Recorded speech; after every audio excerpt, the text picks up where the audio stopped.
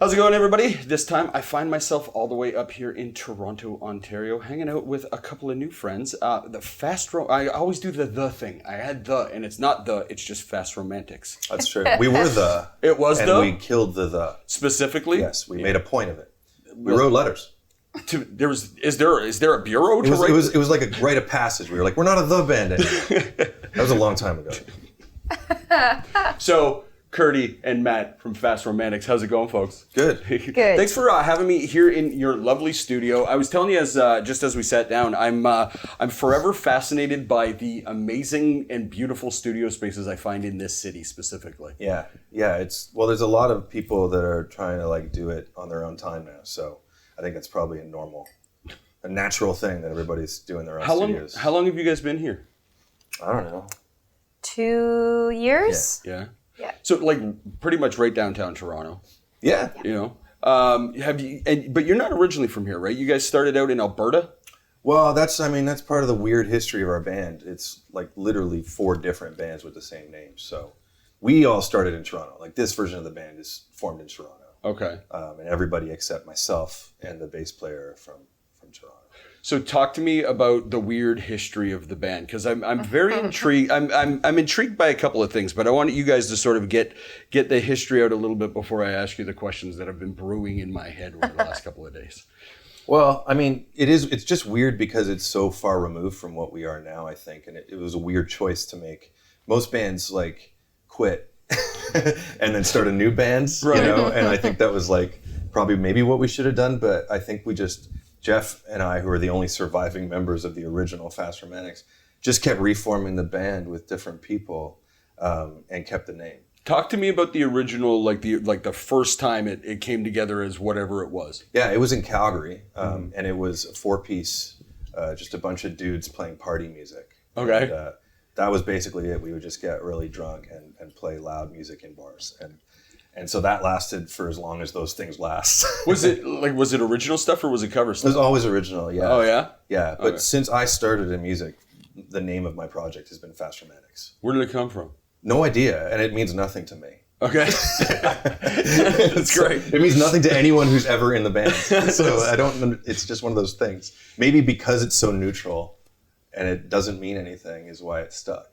So how did it go from party band in Calgary to was it a split up in Calgary? You just moved along with? Yeah, there was this thing where we thought, well, we got to move to Toronto to keep doing whatever we thought we were doing. And so when we did that, bands kind of implode when you move 2,000, 3,000 miles across the country. Why did you think Toronto rather than Vancouver coming out of Calgary? Well, because the perception was Toronto was where everything was happening. Okay. Agents and labels and all the people that you're told matter. So you make we'll the get big there. you make the big trip, right. and in the process, you lose a lot of people, I think. Was it hard? Yeah. It was exciting, and it was time, at the time for everyone involved in the project. I think at the time we wanted to try and challenge ourselves a little bit, How old were you when you made the move? Early 20s. Okay. Yeah. So it was I needed to do it on a personal level. I'd grown up in Calgary my whole life, so it just made sense. Talk to me about growing up in Calgary, because it's, and I know the perception's incorrect, but in the back of my head, I kind of think of Calgary as cowboys and country music, and you guys are the furthest thing removed from that. So. Yeah. Whenever everyone in our current band goes to Calgary, people that aren't from Calgary, they're all there are no cowboys here and there's no country music. And yeah, it's when we were coming up in Calgary, it had a great music scene. It was really vibrant and underground and and everybody was trying to do something special. And there were some amazing bands doing amazing things. Calgary is way more metropolitan and diverse than its reputation. Well, that's what's funny, because you're talking about coming out from Calgary, and I think myself, and maybe it's just my own misconceptions or whatever, but I think even some of my audience might even almost think about it as coming out of the country into the big city, and for most of my audience, you came from a much bigger city than the country that they're coming from. Oh, you know what I mean? Big time. Calgary's the 4th biggest city or something right. in the country. So Kurt came from the country. I came from the country to the city. Where did you start out at? I grew up in Aurelia, which is Okay. only 2 hours from here. Yep. And but I grew up outside of Aurelia on a farm and then moved to Toronto. So real country girl. Real country. She's legit. So that was a transition for sure. What kind of farm? It was like a hobby farm. Like we had, a couple horses, we had goats as pets, we had some pigs and chickens and stuff like that. But like just a hobby farm. God, it wasn't waking up at 4 a.m. to go feed the chickens and stuff then, right? Well, it was bit? my job to collect the eggs in the morning before school. Really? And there was some disastrous moments going to grade school and then like falling on the playground and having like eggs smashed in my jacket. And then they have to call my parents to like, Kirsten had a bunch of eggs in her jacket? My poor family's like, oh God. But yeah, I moved from Aurelia like straight to Toronto. And that was definitely a shock for sure. Tell me about home. Mom, dad, brothers and sisters. Big family. Yeah? Big family. All of my extended family live in Aurelia. So when I go home, like we have just a huge network of family members. There's like 300 of us. And Wow. we all kind of, that might be pushing it. Actually, I don't know. But there's a ton of us in Aurelia. So I grew up with a huge family. 3 other siblings on a farm. What did mom and dad do? Because you said it's a hobby farm, so it's not... Yeah, my dad's a tradesman and my mom's a hairdresser. Okay, so they both had their own businesses, independent businesses, both Okay. of them. And and then we just ran around like reckless little animals. Music big in your family? Big, yeah. Yeah. My mom taught me how to play guitar and she plays bass and we were singing for our family members by the age of 3. So you had a built-in audience too, come Yeah. from one of those families, right? And to be honest, I hated it back then. Did you? I hated singing. I was really shy until I learned guitar, and then you can kind of do your own thing. That's what, you know what, most of the women guitar players that I talk to, that's what they say. It gave them something to hide behind. Well, it's more, for me, it was more of just like the freedom to before I was stuck singing whatever old country songs my mom was playing for me on guitar or that she taught me. And when I picked up a guitar, you only need 3 chords before you can start playing or covering the songs you want to cover. So it was more of freedom. Okay. And maybe because I was shy, it was something to hide behind and to keep your hands busy while you did something. But it felt like freedom. It's like, oh, okay, now I can, And then I just started writing music. I don't know how that happened, but just guitar and then, It's amazing. yeah. What was home life like for you? Almost exactly the same. Okay. We have the same size families, and Oh, so your wedding, if it has or coming, it must have been gigantic. Or you got married in a will you drive-thru. marry me? Oh, sorry. I don't know where we are in the relationship. Sorry. We're not quite there. I mean, I looked down for Yeah. rings. I saw a ring. I wasn't sure where it was. So, but we haven't talked about the actual wedding and how it will be. Freshly engaged. Freshly engaged. Okay, yeah. well, That's what we are. congratulations. Thank you Thank very you. much. yeah, there you go. But yeah, But it would be huge. It would be huge. We have a massive extended family, and we both came from 4 sibling families. Wow. And we They're both all kinda- having kids. We grew up in the country. Kurt grew up in the real country. I grew up in the fake country, not in a city outside Calgary kind of thing. Okay. And yeah, my mom was a piano teacher, so I was sat down before I could talk properly. I was playing piano. Really? And it hated it as well. Felt like you were forced into it a little bit? Yeah, but now I love her for it. Obviously, when I quit, she was devastated, and then I turned to the guitar, obviously, and it was rebelling against the piano. Rebellious It's fuck Mozart, man. And then, but then I had all that piano background I could lean on, in my adulthood. So, Are you a multi-instrumentalist? yeah. Yeah? How many instruments between the two of you do you play? I mean, if we're not talking about how well, Sure. all of them. Kurt's a badass drummer. She would never tell you that, but Kurt's Secret passion. got the best feel in the world. And on percussion, you're That's my secret you're passion. the queen Yeah. and king of percussion.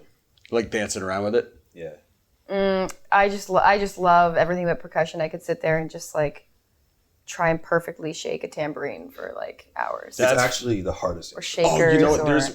We had one band, and I'm struggling just in the moment to remember who they are, but I'll look them up. I'll put a card up in the thing. But we had one band come in the studio back when we were doing performance videos, and the one guy jumping around playing the tambourine was the first time in my life where I ever looked and went, holy, like he's playing that fucking thing. Oh yeah. Like anybody can shake him, but you're absolutely right. Like to actually get it, like to play a tambourine is a different thing. And even like simple patterns or whatever, but the feel is just only certain people can do that. I can't do that. It's a real instrument. Yeah. Like I come from a drumming background, and all I can do is shake it a little bit. I can keep it on beat, but I don't play a tambourine. That's for sure. Yeah. That's funny. When did you start sort of meddling around in that? Percussion, I think like I studied music for 4 years. Okay. And throughout my time there, you kind of like have to take these different classes and ensembles and stuff. And I got into this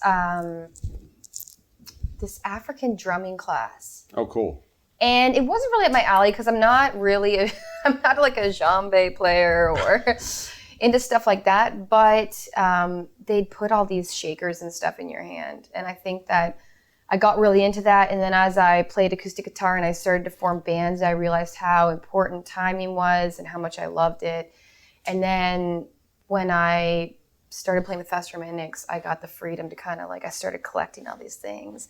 And then depending on what each song required, you know, I would offer up doing like a bunch of percussion. And like you said, you could dance around with it and create tons of energy and, you know, communicate with the drummer on stage. Like I love it. And I love recording it to add texture and just like kind of like explosive moments. So which one of you is the more studio prone? Matt. Yeah. I have studio ADD. Yeah. I can't sit for half the time you're not in the studio even when you're singing your own parts. And I'm like, I'm just gonna go do something. And I love, you know, coming up with ideas and brainstorming, but I can't sit still and I can't fiddle. So I come in and I like, I think that would be good, or like this, and then I just go clean something or do, you know, it's hard. But Matt's a studio. I could watch paint dry and enjoy it. So which is sometimes what the studio is, but it's kind of a good combo because having someone who like comes in fresh all the time is something you need, you know. And I think our band is split halfway. We're like, you know, half the people really love being in the studio, and then the other half, you know, want to like, you know, leave and then come back. The half that is less strong in the studio, are they your stronger performers in live performances? It'd be hard to say who is, because like we're just like lucky in that department. Like everyone in our band is just, no one in our band is like one of those. Although, I mean, Kurt and I think Lisa went to school for music. Did Lisa go to school for music? She did some school. Yeah, she did. But everyone took like childhood lessons or whatever, but no one's like hyper, you know, virtuosic, you know, jazz or classically trained musicians. Really, we're all just sort of like, you know, people that love music. And so I think everyone in our band has like the most amazing feel and the most amazing energy on the stage. I couldn't pick somebody who was better or worse. Were you focused on music most of your life, or did you sort of like bounce around to different things? I mean, I'm like a weird Frankenstein in that way. Like I'm obsessed with music, and it's always been what I want to do. Mm-hmm. But then I got wrapped up, like I'm a geek, so I got wrapped up in like computery stuff, and then, you know, I got involved in like tech companies and stuff for a while. And film industry I was big in. Like I was going to be a director originally because I was like, who makes money at music? And I was like not going to even try. Right. But then like the bug bit me hard, right? So I gave up on, I was accepted to be like director program at York when I lived in Calgary, which would have been a whole different world if I had like come out that early. So I've always like been ambitious in a bunch of different worlds, but like music's been the constant where I've like come in and out of these other things and been kind of like, ugh, I don't think that's for me. Gotcha. Yeah. What about you?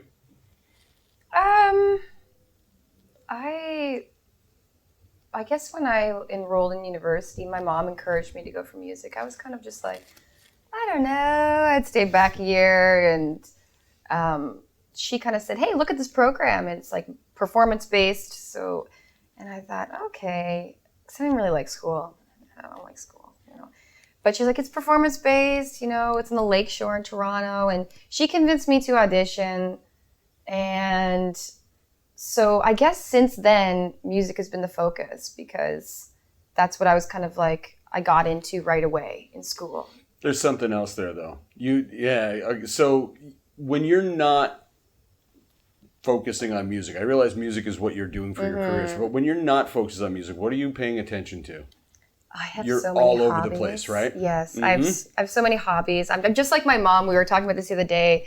She's like a bee farmer and a soap maker and a hairdresser and like does all these things. And I just see myself. I'm just the same. Like I have weird little passions and I have a little side job I go to sometimes. And so I like all different types of stuff. And I mean, I'm into sports. Like I know that seems really generic, but like I'm a hockey player and I was a gymnast most of my life. And I'm into like all sorts of like weird herbs and spices and cooking up concoctions. And I'm bizarrely into cleaning. I know that sounds like a freak thing to say. It's awesome. I just like... That's got to be the best because I'm guessing you were the exact opposite. Well, no, actually, I was always the guy who was like, I will never be that guy in a marriage or whatever that like doesn't like clean and cook and all the rest of it, you know. And I grew up in a very like liberal household that we were always instilled like gender roles are stupid, right. Blah, blah, blah.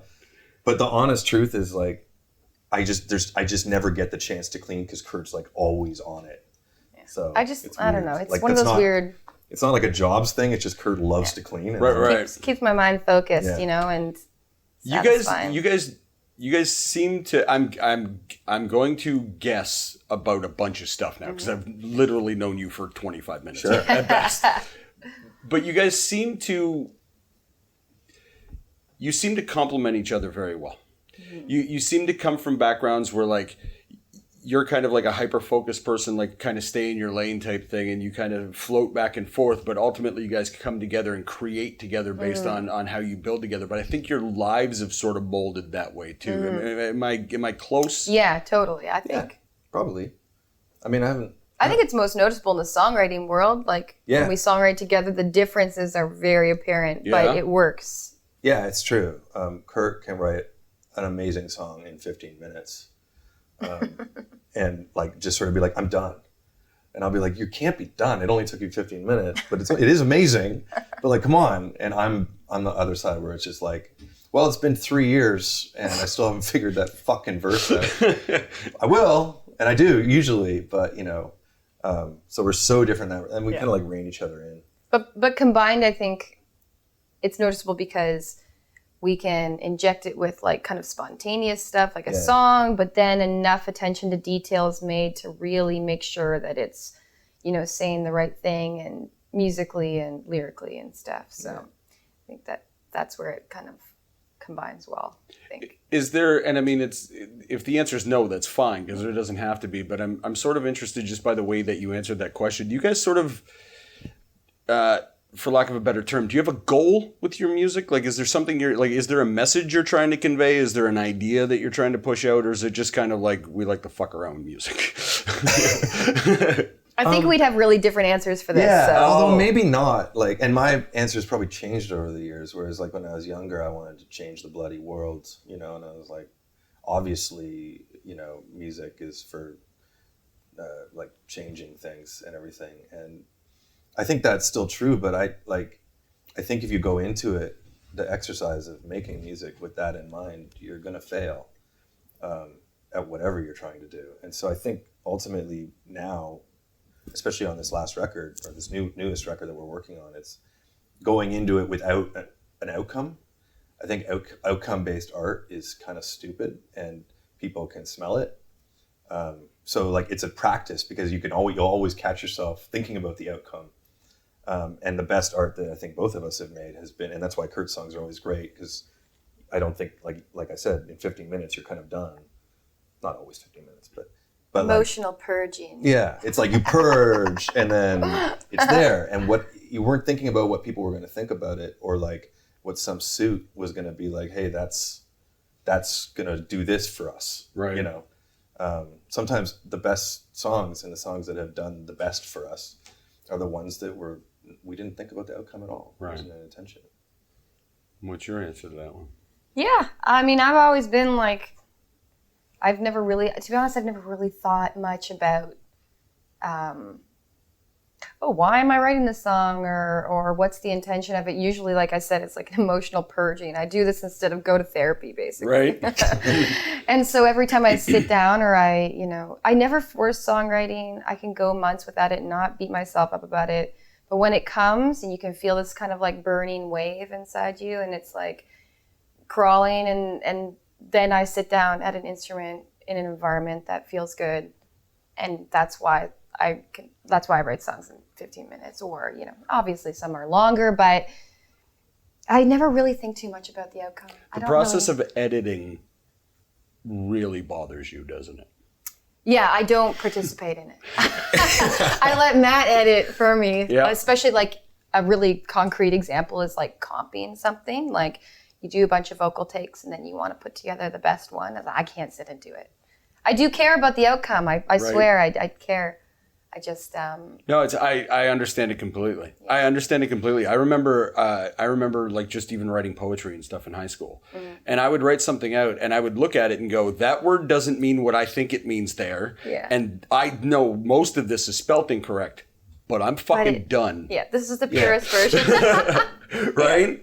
Yeah. It's something a little similar? Yeah, no, same thing, same as you. Yeah. Like it's hard for me to go back over work and edit, but I've been learning through like Matt's style of writing and his attention to detail that, sometimes it's good to go back and do a sweep through, or sometimes I do it collaboratively, so it's a little, easier. But for the most part, I'm like, oh, this is just the purest form and it's done. I wonder, do you find that you can focus better when you're working collaboratively? Or I think that was an English word I just said. Yeah, definitely. Someone kind of, well, actually, it's hard to say. I don't know. Sometimes I can get into a mode on my own and really focus, like when those things come out. But if it's over an extended period of time, it does help to be collaborating and someone keep you on track. One of the things I've learned about that is like you don't, and this is where I'm aspiring to be more like Kurt, where it's usually the first hour at most of any kind of active creation that is the best, even if it doesn't technically make sense. And then when your brain goes back over it and you're thinking, oh, well, people are going to read that word different, or like you were saying, like, oh, that word doesn't mean what I think it does. That kind of thinking kind of ruins awesome artistic ideas. And so I think initially, and I've seen you do it as much as I do it, when you first start a new piece of creativity, that first hour or two or whatever is the best before you get up and go get a coffee. And then afterwards, you can struggle with it. And that's why sometimes I get tangled up for a year or two on something. Whereas then bringing in the collaborative side of things has often been it breaks that tension, or it breaks your brain to have someone else in the room with you. So do you guys, and I hate these kinds of questions, but do you guys have a process? Like, is it like, have you locked it into like, this is the way we work, or does it still sort of meander a little bit or a lot? I don't think we have a process. I don't have a process. No. Well, when we're working together, I think it can meander because we work here, we live here. Yeah. Oh, well, let's just go get a bottle of wine first. Oh, well, this life thing popped up, and we can focus and get in the studio together, and we're doing that later today. But it does. I think it meanders a little bit just because I don't know, because we have a free flowing kind of like lifestyle and musical relationships. So I also feel like, and I catch myself when I get too into a process or I notice a routine is forming, I try to break it as quickly as possible. It starts to make you too rigid, right? Yeah, or like you make the same mistakes, or you have the same preconceptions about what you're making. So yeah, if I've been writing on acoustic for a long time, I'll switch to piano immediately, or if I'm noticing I just get stuck on something, I'll leave it. Do you have a moment that where you learned that, or was it just sort of like something like, do you have a place, because it seems to be a thing that you understand about your learning process. Yeah. Do you know when you sort of came onto that? I think I'm still coming onto that. Oh yeah? I think I know what I'm supposed to do, and I don't always do it. Well, I think that's all of us all the time. Yeah, I think, and it's like a metaphor for anyone in their life, right? It's just, but like as a practice, writing, I think is always evolving. Like you're always getting better at it. And I think trying to like not have a routine is a very hard thing to do, because you're literally saying, I'm going to make a routine out of not having a routine. Yes. So I think I'm still struggling with how to do that and break all the habits. Is this full time for you guys, or do you guys have outside jobs as well? It's mostly full time. Mostly full time. Yeah. Pick up things here and there. Oh, sure. Totally get it. It's the music business. Right. But, Yeah. Yeah. I always have stuff on the go outside of it. But this is the primary focus for you guys. Oh, yeah. Yeah. Definitely. I guess that's a more appropriate question than the other thing, because I think all of us end up finally, all right, yeah, I'll move that box. You got 50? Yeah. If someone wants to give me money for something, I'll take the money and do that thing. Yeah, for sure. Yeah. So, all right, I'll go to the thing that interests me most when I was looking you guys up. When I went to go listen to everything I could find from you guys, and primarily it was Spotify. And your Spotify listing is one of the most interesting bands I've ever seen in my life, for a band that's been around for, according to your bio, 9, 6, 7 years, 8 years. Something Debatable like that. how long we've been around. Right.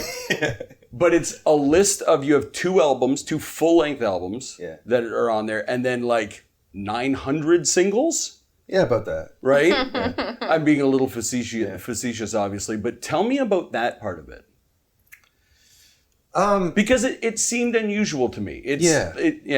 I mean, the funny thing is, we've been around that long, but a lot of the records from that period aren't on Spotify. Gotcha. Because they were from different versions of the band, and we sort of wanted a clean break. Mm-hmm. So they're like floating out there on the internet, the other records. But so it's not as dramatic as it might look. But at the same time, lately we've been really loving putting out singles, and we put out singles as part of the process of making a record. Mm-hmm. And I think a lot of people in the business say don't do that, but we're sort of like approaching the I don't care phase of our careers. Well, it's funny because I have actually been hearing the exact opposite, and that was one of the things that I was kind of interested in talking to you guys about. Is this a thing that you kind of came up on your own, or is it something that, I mean, we sat down and I started throwing out a couple of names. You guys are connected to the people in this industry, in this city. Like, is this something that's being talked about in the, like, behind the scenes, or is it just kind of something you stumbled on and putting out a lot of singles on? Yeah, a bunch of singles rather than focusing on full albums. I don't know. I think that we're always focusing on the next full album or songs in general, but I don't know. I think that the demand to be putting out new music all the time is so strong. Like the industry in general, I feel like always wants something new, something fresh. They want you to be releasing something, and writing an album takes a lot of time. So I feel like that the pressure to like, okay, well, let's put out a single and kind of keep active with releases. I feel like that pressure is a thing. Am I wrong, or like, do you feel that way? I think you're right, and I think that might be what you're hearing. Is everybody? And I talk about it with all our musical friends all the time. It's just everyone feels that there's this narrative, like, oh yeah, put singles out now. That's how you do it. And to stay active all the time. But then you've got the other side of the business saying like, oh no, where's the album? We don't want to do anything until there's a full album. So it's not anybody's fault. But there's just mass confusion and hysteria in the music industry, and people are just like, what do we do? And then you've got the people in positions of power choosing where to play the music or what to do with the music, going like, well, we want this, but we also want this. We want constant content from you, but we also want really great full albums. Yeah. Give us both. And it's like, well, the content. It's just content. And I don't know, like to a degree, I love that. And that's why, but I think the reason we put out singles is, it's sort of like a way of testing what we're doing and how we feel about it, because you often don't know how you feel about your own music until it's out in the world. And it's not necessarily because you want to hear what other people think, but you need space from it and you need to put it to bed. And the only way I know how to put something to bed is by putting it out. So we did that with our last 2 singles couldn't be more different. And they're almost like polar opposites of the music we've been working on, as a fun experiment to just like see how it felt and start playing them at shows, you know. Since we're talking about the music, how do you describe the music that you guys put out? Because I definitely have my thoughts on it, but I'm really interested in how you sort of place yourself. I still don't know how to answer that question. Okay.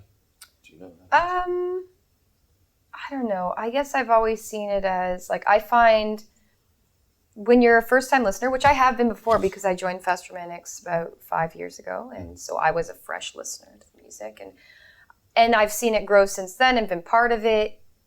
I think that there's a couple things happening, like Matt's voice is really strong and soulful and maybe reminiscent of like Bruce Springsteen or something kind of with a... I'm amazed you went to Springsteen because, and there's one song specifically, your voice does have a lot more range than just this, but the one song, like jumped out at me was Bowie. Yeah. Like I'll take it. Yeah, no, yeah. There's a Bowie quality to your voice that when as I was listening, I can't remember the name of the one song specifically, but it's throughout all of them. The one song specifically, I was playing for a friend in my car, and they went, "What Bowie album is this?" And I went, "It's not." Yeah, that's it's amazing. Not. That's cool. Yeah, and I mean, it was already in my head, and it was recognized by my buddy that was sitting next to me too. So I'm amazed you went to Springsteen. So Well, that's cool. I think just like an old soul, like some of you. those, like I find it to be rich in tone, similar to like a Bowie or a Springsteen or something like that. So I think it gives it that kind of soulful edge. And then I find the rest of it like this this lush wall of sound, because there's so many of us in the band and we have strings and horns mixed in there. And I think it also gives it like, there's also this, obviously modern like edge to it with these synthetic tones and stuff. I don't know. I think it's a blend, but I feel that it's a blend of like new, kind of alternative rock music mixed with like some old soul, we pulled influences from like Motown and all sorts of fun stuff, but it's why we have such a hard time answering that question, I think. Yeah, that's right. Because did I answer it okay? Well, you basically said we're all the things. We're all things. And that's like, that's why it's tough. No, but I'm asking you guys the kinds of questions that I typically don't ask at all, because they're usually pretty pointless. But I'm sort of fascinated by the entire story with you guys, because like when I was listening to the music that you guys were putting out, there are these singular pieces. There's the albums as well, but you've got these singles that are out. But you guys have also managed to take this sound that seems to fit in so well with like the modern sort of track by still pulling in all of these outside influences. It was really fascinating to me. Like there's a lot of modern music that I listen to that I'm like, oh, okay, that's, whatever. But there's something about listening to the last album that you guys put out, and your latest single as well, that was really captivating to me. And I was just I was wondering if it kind of goes back to my goal question. Like I can kind of tell that you guys pull influences from all kinds of different places. Mm-hmm. And I'm just sort of wondering how conscious of an effort that is. Pretty unconscious. The only consciousness I ever feel is that I sometimes, and this is just pure honesty at this point, I just kind of sometimes feel that music's kind of taking off without us or without me. And when I say music, I mean like modern music, in a way that, I think that's why a lot of people are like, oh, you guys sound vintage or whatever. Because there's just some sounds that I don't know how to make. And I don't know that it's because we sound like old music or certain kinds of new music. It's really hard I'm too close to it. I think we're all too close to it. But I love the music of the 60s and 70s. I think all of us love the music of the 60s and 70s. I love the songwriters of the 60s and 70s. I'm not like the oldest dude in the world, but I love old music. And I still I don't like to think about how many people are left that also like that. So it's like, that's the only thing I sometimes get conscious of, is like, you always want to make music that's relevant. I don't know anybody. All my heroes were always moving with, you want to talk about Bowie, somebody that constantly moved ahead of where the music was. Right. And so I think we that's the only conscious part of the sound is I think we do always try to absorb what's going on around us.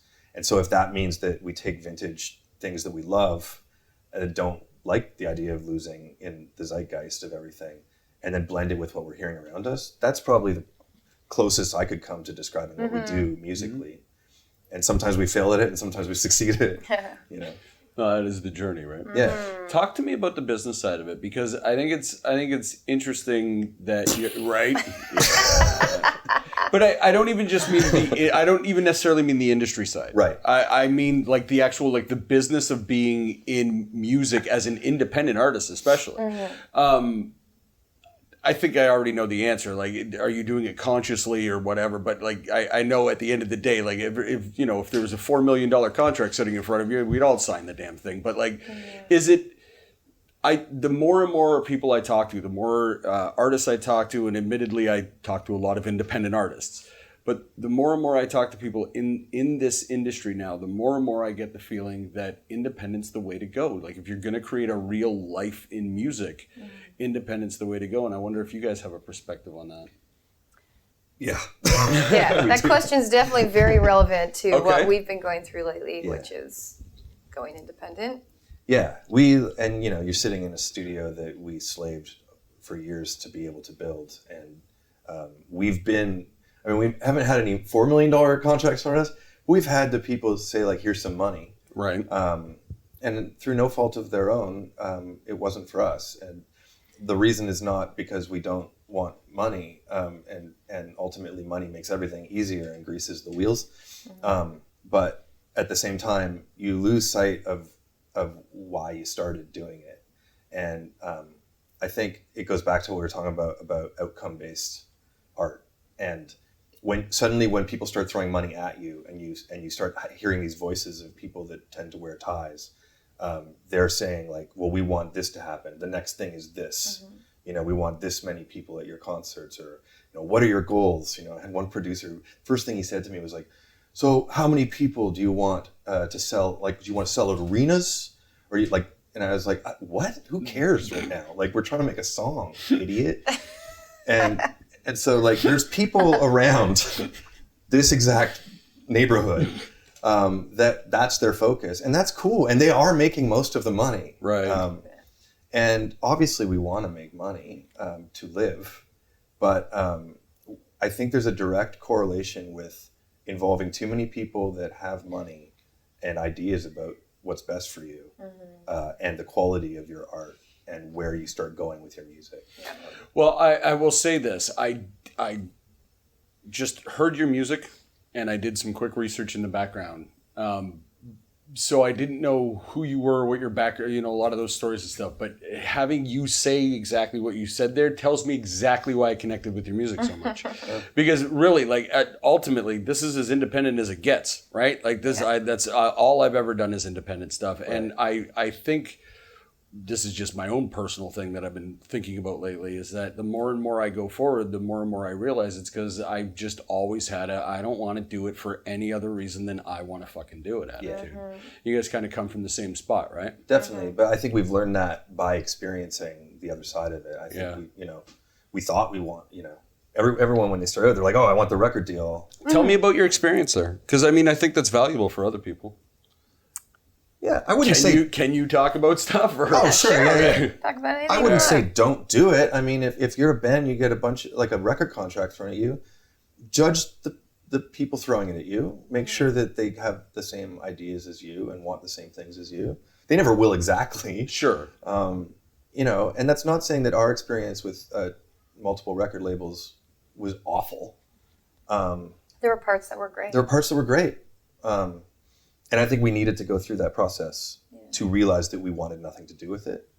And also, it's possible that another record label that I've never heard of comes out of the woodwork and is this is our ethos and what we believe about being in the music business. And here's also some money, not all the money, but some money. I'm sure they exist. I feel that they exist. I feel it. They exist. Yeah, but for now, we're kind of really relishing this opportunity to just go deep into what we're doing and not worry about that stuff. Well, I was just going to say, because ultimately, like, with you saying I'm sure they exist, it's there's a part of me that heard that as hopeful, but really I think what it was is you've never even considered, like, you didn't think about it up until right now. You know what I mean? Yeah. Like, oh yeah, it's probably out there or whatever. Probably out there. Yeah. I think that there are so many musicians, not unlike Matt, who are wanting to do their own thing, and they end up starting a record label. And I bet that if people are coming from being in the music industry themselves and they start a record label, I have high hopes that those people later on in their life, when they decide to run their label and maybe sign another artist, I know that you'd do that. You know, if you signed an artist, you would know how the industry works, know how the artists feel, and you'd sign them because you love their music and what they're doing, and you trust their creative, instincts, and there's freedom with the creative process, a relatively low level of pressure, and financial support, because musicians understand, how that works. And you can't, I think the biggest thing about signing to a major label or a larger label is that the pressure, and all the people and their opinions on, well, this single sounds to this, and that gets to a writer's, brain. And it can, I think for Fast Romantics, like, that creates so many roadblocks for us. And just this band in general, going the independent route, starting like this year, last year, is important for the, creativity, like, flowing properly. Lack of pressure, get people's voices out of your head and create something that's authentic. So, since you guys are on this journey, and you probably don't have all of the answers, but maybe you have some perspective on it. There's a freedom, obviously, that comes with going independent, right? There's nobody to tell you what to do. But that also comes with, like you said, now the gears aren't greased for you. So what are the parts of, like, that, like the business side of it, that you guys are starting to take on, that you're kind of learning as you go through this? I mean, I think just knowing your strengths and knowing what you can do and what you need help with. It's not like when we decided to make our own record label, it's not like we were like, we also need no one's help, Right. There's people that we've built a team still, and there's the people that are way better at stuff than we are, that we still engage with, and they work with us, But it's more about, like, refocusing your energy and making sure that you don't try to do things that will just occupy too much of your time and energy that other people could do better. But you also don't give away the lifeblood of what you're doing. And that's financially, you can easily give away most of your lifeblood to certain types of organizations and people, but also emotionally and artistically, you can give away a lot to other people. And then you end up sucking anyway, and then no one's going to want you. So it's about balance and understanding what you're good at, what you're not good at, and what you want. Do you guys talk about this stuff when some idiot with a ponytail and glasses isn't sitting in a room? Like, is this a conversation you guys have, or is it mostly just living your life and making music? We have to talk about it. We went through some very important moments where we talked about it with sure. the whole band and everything. We had to decide what we could do and what we couldn't do. But after we made the decision, it was, just go. And there's, like, this whole business side of our operation where we will set aside time with a coffee or a beer and talk about it, and then try our best to put it away, when we get in here. Yeah, we have to talk business stuff. We have to, make decisions, or else I think that it would just, fall short. But like Matt said, we have a great team in place. Just because you're not signed to a label doesn't mean you don't have an amazing team that works well together and fills in the gaps of what you're good at. Yeah. And luckily for Matt, he's good at a lot of things. So the team fills in, like, the spaces in between. I've met a lot of musicians, and not a lot of them have the skills that Matt has in a lot of different areas. There's also, like, there's an ambition to like, once we get over a hump, like, try to, make our label into a label, and try to bring things to a record label that no one else has yet, and do things that are artist friendly and like what? Like, and I mean, don't give away the farm, obviously, or whatever. But like, what is it that you think? I mean, here's your opportunity. What is it that you think with your label going forward that you can offer that other labels wouldn't? I don't know. I think the core of it is basically, we've realized over the course of the last bunch of years that it's songs. It's about songs, and it's not about, it is about like what you wear, and it is about what you look like, and it is about your music videos and all the rest of that crap. But like at the end of the day, if the song's not good, or if the song's not going to resonate with anyone, the music video is not going to help you, And I think there's so much of a focus put on all the other shit and the Twitter accounts and what you're doing online, which is all important, but it's not enough focus is put on just having great songs. And so we've entered this like dark phase over the last few years where like the songs there's great songs, don't get me wrong, but like the song has become less important. And so I think, our focus, both of our focus is like we want to be songwriters, not business owners. There's this part of me that wants to argue with you so bad because I think excellent. Because I think I'm fortunate enough that I've talked to people going back people in their 70s and 80s who are musicians, and I spend a lot of time watching sort of these kinds of interviews from back in the day and stuff, and the piece that comes back to me over and over again is the kids these days, what I call the kids these days idea, right?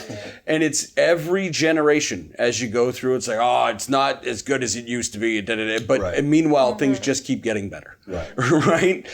And to me, as much as I sort of get that like music and the imagery and stuff is being pushed out, we're all paying more attention to like social media and we're staring at our phones and all that. I think even 20 years ago, people like you and me wouldn't have a route for the world to hear what we had to say. Well, I think that's true. I think there's a lot more democracy in general with art, and there's a lot more art. And so what that tends to do... I know exactly where you're going. it just makes it a lot easier for anybody to get a little heard. Yeah. And it's not... it really isn't actually that syndrome, because I do think some of the best music is now being made right now. Okay. And probably not just getting its due. And a lot of that is because of where the big money people choose to focus their energy. Sure. And they don't really focus on developing artists at all. So going back to your question about like what I believe like a record label needs to move its attention to, you can still make money from songs. And you can still make, money from developing an artist over the course of a bunch of years, like they used to do 20 years ago and prior. But I feel like we had to fight to develop ourselves, right? And it's kind of a wonder that Fast Romantic still exists, because it was a battle to be allowed to develop ourselves, and we're still developing ourselves. A lot of bands die off way before they get through that process. And a lot of bands get lifted up and get that $4 million contract, long before they've developed. And unfortunately for them, they get like one or two singles, and then they have to go find a job, after the money's gone. So like that's always kind of been around, but I feel like the weight is getting more and more towards that type of business, and the way that larger record labels invest. And I think, they could invest in just great songs. And focus a little less on the vanity of it, and the vanity would take care of itself. Great artists take care of their own vanity. It's funny because it's sort of this constant battle between the idea of team building, because like you said, nobody can do it all. Like nobody's going to have the entire skill set, and I know people with large skill sets, but ultimately there's going to be holes, right? So you do have to have that team of people that know what they're doing to fill in those gaps. And that can be a lot harder to sort of fill in. But I think ultimately, with less gatekeepers, there's more opportunity. You know what I mean? There's still gatekeepers. There's still a ton of gatekeepers. They're just like kind of hiding out in different clothes. Yeah? Yeah. But there's lots of opportunities. People are making music in their basement that gets, totally so many streams on Spotify. Who's like one of the biggest artists in the world is Billie Eilish. Yeah. Right? And it's her and her brother making it in her basement. And then the major label was like, yes, please. Right. That's a great example of like things that went well. You know, I'm not saying that doesn't exist, but we need more of that, you know. Yeah, fair enough. I don't know that you need that gatekeeper, for lack of a better term, but I don't think you necessarily need that person like handing out those checks. I think there's No. Pardon me? No, God, no. I think there's a way, especially, have you looked at like, have you seen the side door? Yeah, Dan Mangan's thing. Yeah. What do you think about stuff like that? Because I think cool. that's brilliant. Yeah, I think super it's cool. brilliant. And that's the kind of thing where you use that network for like good. Right. And there's another. I want to hear, you keep sort of like dancing around. There's a story sitting behind all of this. I don't know if you're necessarily comfortable talking about it, but I really want to hear it. Probably a lawsuit waiting after that. Is it a jaded story that's brewing? The thing is, like, it's a lot easier to be jaded when you're trapped in something, and I think it's less jaded than ever now for me, and you know. But the music business is a jadedness trap, right? You know, if you're not careful. So I don't like. It's actually not a dim picture, and I don't feel that way at all. But I do think like I still stand by the idea that like songs in general and the art of songwriting is sort of the afterthought, you know, and a lot of it's done by committee now, you know. So that could change, you know, and I like the idea of putting more energy into that. So let me just clarify. You don't have a specific story that you're sitting on, right? I've met certain people Right. that have certain ideas about what makes a great artist. And I think that the difference is actually all that is what makes a great business. And that's all I'll say about that. I'm not going to name any names. No, wasn't looking for that. No. I was mostly what I was really getting at with the second part of that question is if there's like a singular moment that has really sort of put that in you, or if you have just focused on bucking the system so much that like that's the seed that you sort of hang on to. Yeah, okay, I see what you're saying. Yeah. No, I think there was a sort of pivotal moment for me where I got paired up with somebody that wanted to produce what we were doing, who doesn't have nothing to offer, right? And had a lot of great ideas, and actually I think I've still kept a lot of you know, his ideas about songwriting in me, but it was like oil and water, you know. And so I think a lot of people have that experience, and you know, in the co-writing world, when you end up co-writing with people, you're gonna either like totally love that experience or totally not love that experience. And I've found experiences like with Kurt and I where like we get each other and we make great things. That was my experience that I think everybody needs, is that experience of being with somebody who makes you realize who you don't want to be or can't be. And that was it. It was like just getting paired up with somebody who was like a mirror for me as a songwriter, you know, and taught me a little bit about what I wanted to be and what I didn't want to be. That's awesome. And I think that experience too, also like put it in your mind too. That's, you know, there are people out there that are like producing songs like factory music, you know, that it's all about, you know, certain things, and the values and priorities were like opposite. Factory music's a great way of putting it. It just grosses me out, and I know it can make a ton of money, and I know that's the argument for it. But it's just gross, and like it's not what I got into it to do. I mean, we'd all love to be able to buy houses and stuff, but at the end of the day, you know, I want to sleep at night. That's a great way to put it. Yeah. I got to say, it was a pleasure being able to meet the both of you. I can't wait. You guys are Windsor folks. Make sure you hang out. Go down to Meteor. Is it November? No, I should look at the date. We'll put the date up. It's there. It's November links. something. It's November 7th or 9th or something. It's in there. But it's coming up within a week or two as this is going out. They'll be at Meteor in Windsor. Fast Romantics, definitely check those guys out. And of course, as always, there's links below for them, our sponsors, and anything else that we can kind of come up with to send you there as well. While you're down there, check out, make sure you click the link and subscribe buttons and all of that stuff. We'll talk to you next time, folks. See you.